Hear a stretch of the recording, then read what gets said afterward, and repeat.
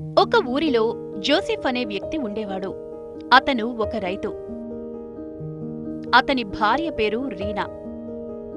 అతనికి 2 పిల్లలు, కొడుకు పీటర్, కూతురు సోనీ.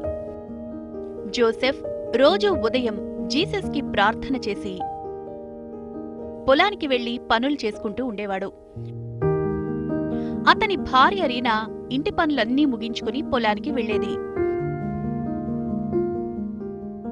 ఒక సాయంత్రం సోనీ, పీటర్ ఆటలాడి ఇంటికొస్తారు. అక్క, త్వరలో క్రిస్మస్ రాబోతున్నది.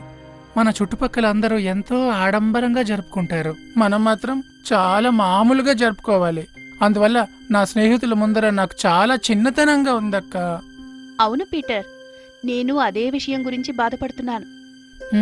సరే కాని అక్క, అమ్మ నాన్న ఇంకా రాలేదేమిటి? వాళ్లకింకా పనవ్వలేదేమో, వస్తారులే. నాకు చాలా ఆకలిగా ఉంది. అవునా? పొద్దున్న మిగిలిన అన్నం ఉందేమో, చూస్తానుండు.